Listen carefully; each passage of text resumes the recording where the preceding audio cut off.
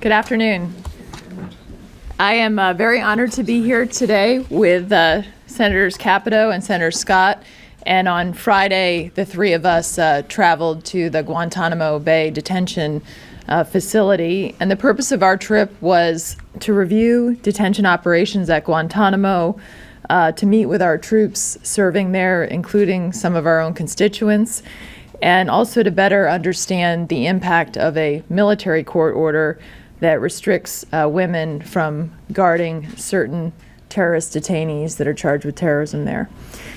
During our visit, I just want to say that, first of all, the 114 detainees that are still detained at Guantanamo, they include terrorist trainers, Osama bin Laden's bodyguards, terrorist financiers, terrorist recruiters, and facilitators and bomb makers, and of course, the 5 that are charged with the attacks on our country on September 11th, and also those who are charged with the USS Cole bombing, and we of course have the mastermind of 9/11 there, Khalid Sheikh Mohammed.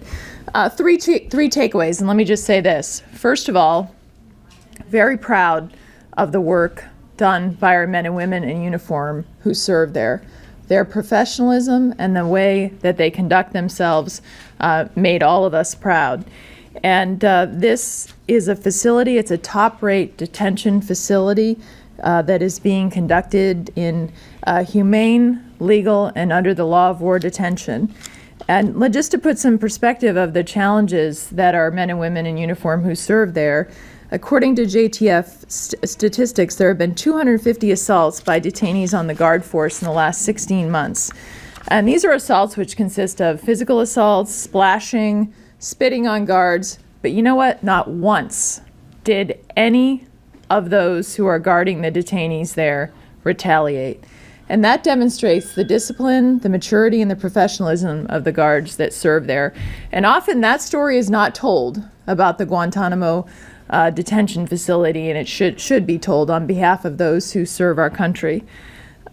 Secondly, they're being held there under the law of war of detention, and as many of you may know, this is something that I've worked on in the Armed Services Committee, and it's very, very important to me that those who are being held there, that we don't continue to see the exodus by this administration transferring individuals with significant ties to terrorism to third-party countries without sufficient assurances that they will not re-engage in the battle. In fact, roughly 30% of those who have been released from Guantanamo are either suspected or confirmed of re-engaging in terrorism. And so the need for the security of these individuals is apparent, and one that I'll continue to push for in the Armed Services Committee. Finally, let me just speak to this issue of a military court order that has been in place since January. And that is an order that unfortunately is restricting how our female guards at Guantanamo do their jobs. And the 5 terrorists that are charged with the attack on our nation that killed 3,000 Americans, through their lawyers in the military justice system, have made the claim that because of their religion, these women should not be permitted to actually transport them to and from these legal proceedings. Let me just say this. My impression of this court order is that this is not an insult to Islam. This is an insult to every young woman willing to fight and die for her country and to fight terrorism and to fight the threats that we face around the world. And I'm confident that every member of our military, both men and women, feel this way. In fact, this morning I asked the chairman of the Joint Chiefs of Staff, General Dunford, what he thought about the claims being made by these 9/11 terrorists about our women in military, and he thought it was outrageous. Secretary Carter, the Secretary of Defense, said that he felt the same, that this was truly outrageous. And let me put this situation in perspective. First of all, terrorists should not dictate to us what our men and women in uniform are permitted to do when it comes to conducting their responsibilities in serving our nation. And we had the opportunity to meet with some of these women who have served admirably and continue to serve very admirably in our military. And this is simply what they told us. Let us do our jobs that we were trained for. One of the things that points out the way that these 5/9/11 terrorists have manipulated the system is that women are actually performing in every other capacity, whether it's in giving medical services for these individuals or transporting in other capacities. The only time they've made this claim is when the women guards are transporting them to and from legal proceedings. So that in and of itself shows that they're manipulating the system and the hypocrisy of their claims. The women members of the Guard Force, both not only women, but also males, have submitted equal opportunity complaints, all of which have been substantiated by our Department of Defense because of this situation on the ground in Guantanamo. And so I would like to call on the administration to really be verbal about this, to take a tough stance, to speak up for these women, to speak up for their rights, to speak up for their service to our nation. They deserve to be treated the same as any other service member, and it's absolutely wrong that they're be treated in this way. So with that, I would like to turn it over to Senator Scott for some comments about the trip. Thank you. Senator, thank you for allowing us to go with you on that trip. It was certainly a fascinating experience and an opportunity for me to understand and appreciate why Guantanamo Bay is the only location on Earth for these enemy combatants to stay. Frankly, when you think about the location of Gitmo, it is an isolated location surrounded by water, mountains, and a desert. So this is a location where you want the world's worst terrorists, without any question. Second observation I have is that our men and women consistently are doing fantastic jobs. As the Senator described, the splashing incidents, that over 250 assaults have been made against the guards. Not one single retaliation.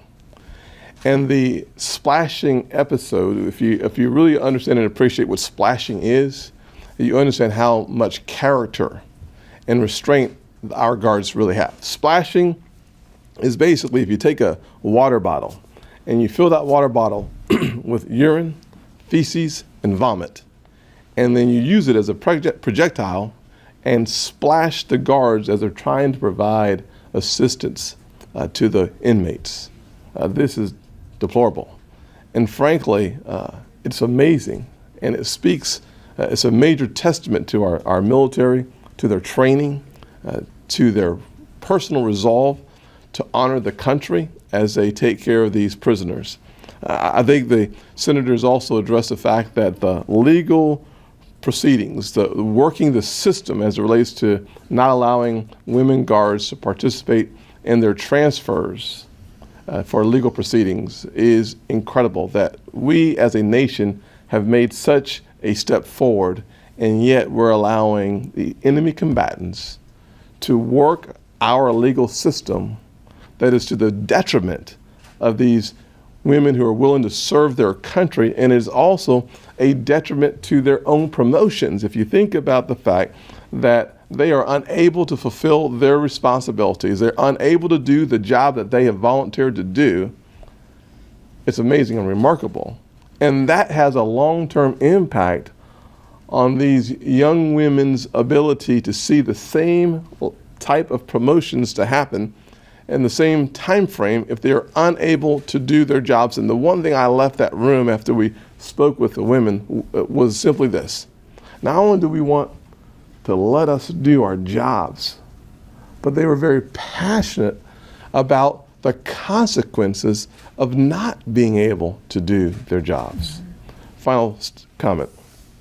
Gitmo is the only location on Earth to keep these enemy combatants. Our military continues to do amazing work with great respect. We were able to see that the quality of life of the inmates is really good, and frankly, outstanding, especially if you compare it to the Federal Bureau of Prisons. It's quite remarkable that with high integrity, the quality of life being experienced by these enemy combatants was as good as it was. We have a lot to be proud of as Americans. I'll turn it over to Senator Capito. Thank you. Thank you all for being here, and I want to particularly thank Senator Ayotte for sponsoring the trip and for inviting me, and Senator Scott, I believe it was your first trip. Yes. My first trip as well, and so thank you for that. I have a couple of impressions, many which are similar to my fellow senators, and so I want to briefly just reiterate that the facilities that were created in Guantanamo to detain enemy combatants are, to me, the only place, the best place, and the right place for us to house the remaining 114. For a lot of different reasons that Senator Scott got into, but mostly the impression that we came away with, which is the professionalism, the integrity, the strength of which our military moves forward on this mission. I think it's important for us to remember historically that we've had a naval base at Guantanamo Bay since 1903. This is not a new location, and it is very strategic for us in 1903, as I believe very strategic for us in 2015. And so after we reviewed the detention operations and their future, I just really think that we must continue to detain prisoners there at Guantanamo and prevent those prisoners from touching the shores of the United States. I want to echo, too, both my fellow senators' deep, deep concern about what we see happening with our women military police. They're professionals. They are volunteers. They are, of the four that we met with, three of them really quite young, I think, starting their careers in the military with an eye towards the future. Mm-hmm. And I don't think being a military policeman is some of the easiest duty, quite frankly. And certainly it isn't at Guantanamo when you hear about the incidents of abuse that some of the guards take. But I find it outrageous, like the Joint Chiefs of Staff said today, outrageous that we're letting the 9/11-5 dictate our procedures in our own military. We've had a lot of discussion and debate over the 15 years I've been here on the role of women in the military and expanded roles for women in the military. We've got to respect what we're asking our young men and women to do. And in this case, I feel that they're being disrespected in a certain sense. And I think Tim mentioned, too, the fact of what's their future. If they can't fulfill their entire duty at this duty station, they feel that they're being penalized because of their ability to rise through the ranks. We also have discussed a lot about how do we get more women into the ranks, into the higher ranks of the military to reflect what the military is today. And it's just amazing to me that a military judge would make this judgment in light of how we feel about the equal service of men and women in our military. So with that, I would also like to say I am a member of the Appropriations Committee. I'm on the subcommittee of Military Construction and VA. The Appropriations Subcommittee, we see some of the dedicated funds that have gone to Guantanamo Bay over the years. I think we need to keep our eye on that. I think we learned that there are some deficiencies still remain at Guantanamo, and we feel I feel very strongly that asking our military to serve in difficult situation and be away from their families, serve combatants that obviously don't respect us and basically have destroyed 3,000 lives on these shores, that we need to make sure that they are living, eating, and residing with the quality of life that we have at all of our bases. And that's a work in progress. But I think the leadership that we met there has just been fantastic. And I was really pleased to get to meet with at least one constituent from West Virginia who is very proud to be serving our military in Guantanamo Bay. Thanks. Thank you. Questions? Senator, Yes. now that the budget deal seems to have addressed the question of the top-line number in the defense authorization bill and some of the administration's concerns, one of the things that they had also complained about was the Guantanamo language. Do you see any changes in that language or anything that's going to be done, or is that pretty well set for what you're going to be sending to the White House? Well, you know, from having followed the defense authorization at least every year since I've been here, the administration has, even when Democrats were in charge and Republicans in charge, has always complained about the provisions in the defense authorization about Guantanamo. So I think that my take on it is the provisions that we put in this year that did have some additional basically findings that they had to make before they transferred detainees to third-party countries. If you look at it, what we put in place was already what was in place, and so we didn't put anything. In other words, we put back what was in place a couple of years ago, and so I think that they're very reasonable findings, especially as we look at the remaining 114 and the records, I mean, of the individuals that are left there and what we know about them. And so I would hope that Guantanamo doesn't become a barrier, given that there's the bill that was passed by overwhelming votes in the Senate and very large vote margin in the House really reflects, I think, what the viewpoint is here on Guantanamo.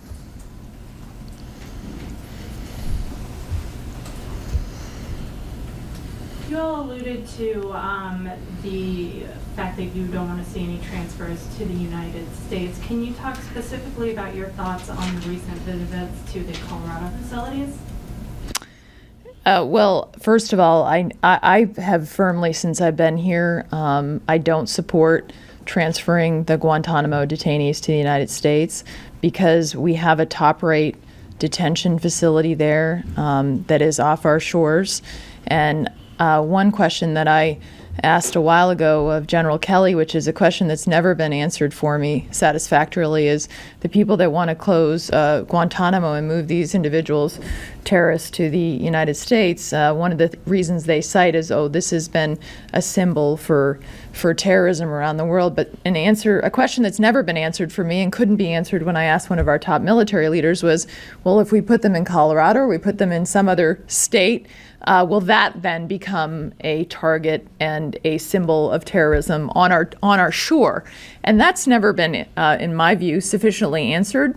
And I think the American people deserve, when we already have a facility, to not have those individuals transferred to the United States. In terms of the Colorado position, again, I firmly believe that they should not be transferred to the United States, whether it's in Colorado or some other state. And we'll see what the administration puts forward on the plan.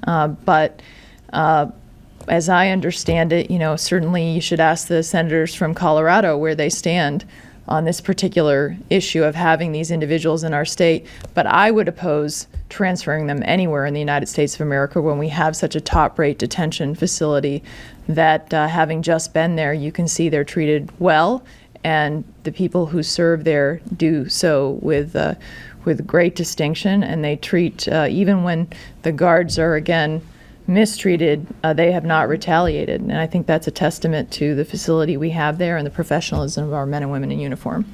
And there's no doubt that one of the locations that the DOD has already visited was Hanahan, South Carolina, the Hanahan Brig. And without question, when you think about the proximity of the brig to a school, elementary school, a middle school, and a high school, as a crow flies, less than 2 miles away. You think about the impact on rail and our port, as well as our airport, less than 4 miles away as the crow flies. So the reality of it is, if you're talking about putting more American lives in danger and peril, then consider a location that is domestic. The fact is that we built a world-class, one-of-a-kind facility in a remote location, hundreds of miles away, surrounded mostly by water, deserts, and mountains, for a reason, to keep them isolated. There is no location domestically that could provide the same type of isolation, and frankly, to replicate a one-of-a-kind location and facility again, to spend that amount of money again to do so just doesn't make any sense whatsoever. And one thing that's never been answered to my satisfaction as well is whether that will have any impact on the legal rights that these individuals have under the law of war.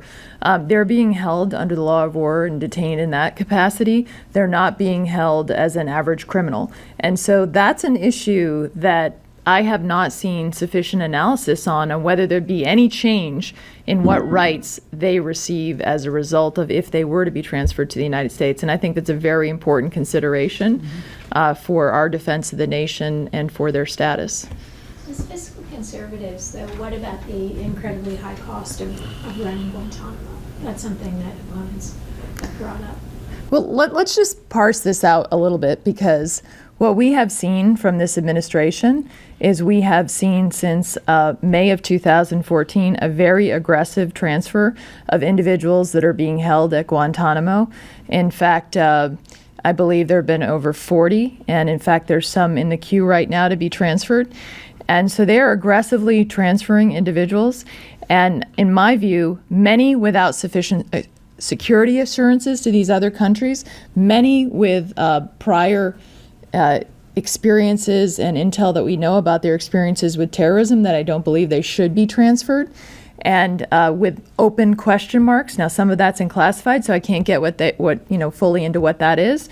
And so as you look at the per prisoner cost, obviously they've been aggressively transferring people out. That said, for all the things, when we think about the responsibility we have to keep the American people safe, I believe that this facility is already built. It's top rate. It is in a very important strategic location, and that it is worth making sure that we don't raise all the questions, including domestic safety. If you look at the GAO report that was done on this, they raise many questions about, okay, what about security? What kind of facility will we have to build, and will that cost? What will kind of constructions cost domestically? And what are the legal rights that these individuals will gain when we think about wanting to make sure that our country remains safe, wanting to make sure that they're treated properly under this legal system? What about the people who've been cleared for release, but there's nowhere to send them, who've been found that they were just swept out from the street or whatever? Some of the individuals that have been cleared for release have been cleared for release under this administration, and I would argue it depends on what standards you're applying to clear them from release. And having had briefings on many of these individuals who have been cleared for release, but under prior analysis have been called high value and high risk detainees. I think that just because you're labeled cleared for release, there are a lot of question marks whether some of those individuals should be transferred in light of their connections and history with terrorism. Last question. Yeah, I'd just like to say something on that, because there's a bit of irony here. If they've been cleared for release under some dubious conditions, as Senator Ayotte described, and yet no other country will take them, Right. That tells you something. And so I think, in my view, I really don't need to say anything more. There's a reason they can't find a place for these folks. Probably more than one reason.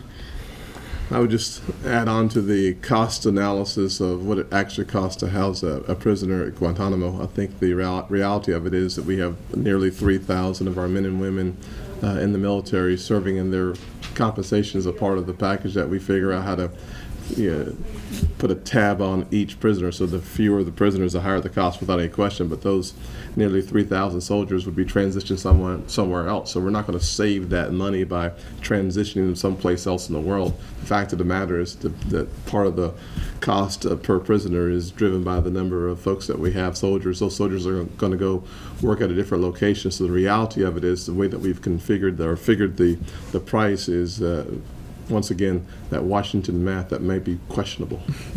One more question and then we go. Good. Thank you.